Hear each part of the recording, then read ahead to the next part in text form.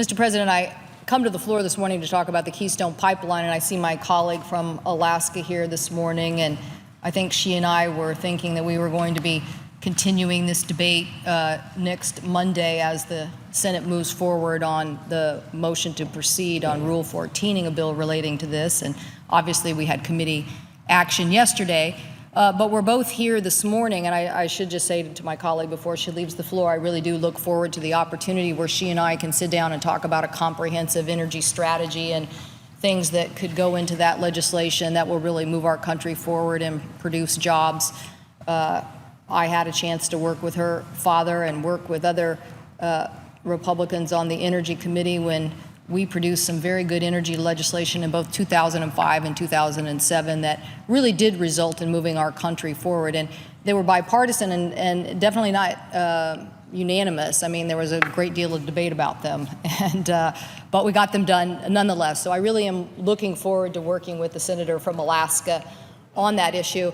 And it's probably safe to say the senator in Alaska and I probably had other plans this morning than coming here to the Senate floor. But nonetheless, that's what this is all about. And happy to come down here and talk about the recent decision by the Nebraska Supreme Court that just came down and how Congress is going to continue to discuss this issue.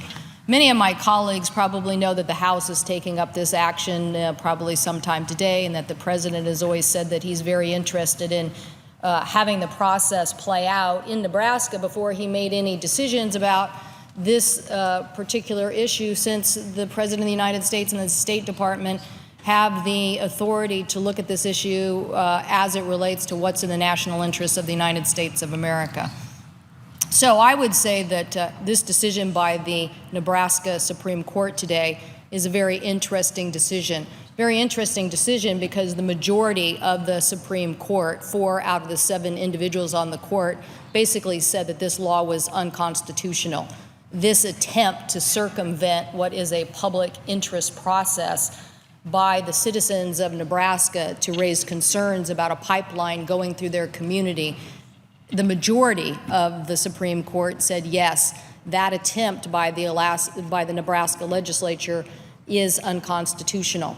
Unfortunately, for those citizens in Nebraska and those citizens in the United States of America who want to make sure that the environmental, security issues and economic issues are fully discussed, they are getting shut down by a supermajority of the Nebraska Supreme Court.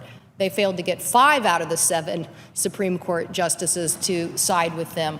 But nonetheless, I think that there is a lot in this decision for all of us to think about, and that is just how much this process has been circumvented. To me, it's very unusual that the United States Senate would be asked to vote on a bill that would expedite the siting of a pipeline through the United States of America simply because a Canadian company wants us to do so. It's perplexing to me because I hear a lot of people talk about our neighbors, and I definitely value the relationship that the United States and Canada has. We're in the process of having a major discussion with them on some very impacting issues for the Pacific Northwest, and so we do have to work with our neighbors. But I am struck that my neighbors in British Columbia, my neighbors just to the north of us in the Pacific Northwest, Seattle and Vancouver enjoy a great relationship, and Washington and British Columbia enjoy a great relationship. The British Columbia people, 68% of British Columbia residents oppose a tar sand pipeline across their province. That's right, a Canadian province definitely doesn't want a tar sand pipeline through their neighborhood. We have Native Americans, First Nation individuals all across Canada that don't want this pipeline, and they don't want it in Canada. We have a lot of environmental concerns being raised about the current facilities and the processing of these materials in Alberta, and a lot of people who are raising questions about Canada's standards on producing tar sands in general. People should know that the Canadians don't live to the same standards that the United States of America has on the production and the processing of these materials. We actually have better laws. But nonetheless, bubbling up in Canada, is a lot of concerns about these environmental issues, about the product, about the left behind product, the Petco product that, as my colleague from Michigan stated in our hearing yesterday, is causing environmental concern in Michigan and in Illinois. And a lot of people, my colleague from California, I'm sure, has been down here talking about benzene, the side product that is left behind that can affect individuals. So to say that just because this court decision came down, all those environmental issues and security issues have gone away is surely a misstatement. What's still being pressured here is for Congress to do a sweetheart deal for a business interest that doesn't meet the standards that we would like to see in the United States of America on tar sands. First of all, I believe that they should pay into the Oil Spill Liability Trust Fund, just as U.S. companies who produce other oil products have to pay into the Oil Spill Liability Trust Fund. This is a very important issue for me because oil spills are something that we in the Pacific Northwest have cared about for a long period of time.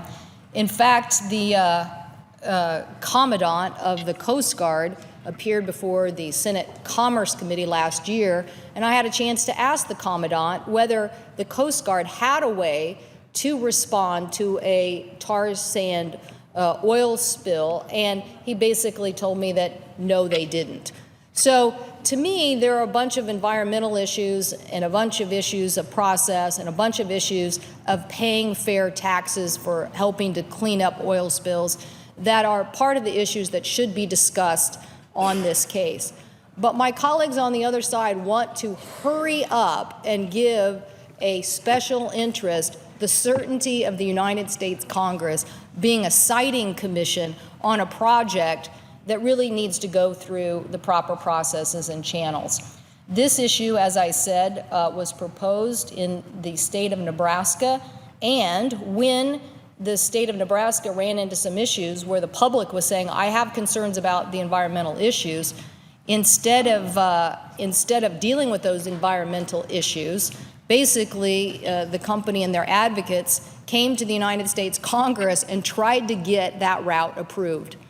Well, the long and short of it is, if they had been successful in their actions in getting Congress to approve that pipeline would be approved today through the Olagawa Aquifer.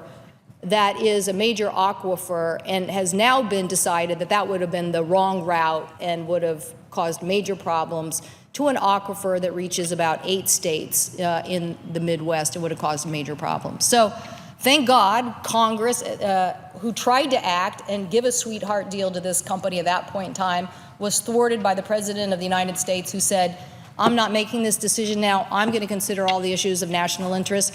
And because of all of that, guess what happened? The company said, oh, yeah, that's right. We should go back and really figure out a better place because we haven't considered all of the environmental issues. Okay, now this decision today still does not mean that the normal process that most states go through, which is called, in our state, a Utility and Transportation Commission. In the state of Nebraska, I think it's called a Public Service Commission. But most U.S. companies, when they want to cite something like this, go through the state's Utility and Transportation Commission, and that commission has a public process and answers all the questions that the public raises, debates the issues that are before the public, and makes sure that those issues. I know many of my colleagues probably could relate to this more from transmission lines or our grid system. I'm sure people have always saw a neighborhood complaining about a transmission line going, through their neighborhood.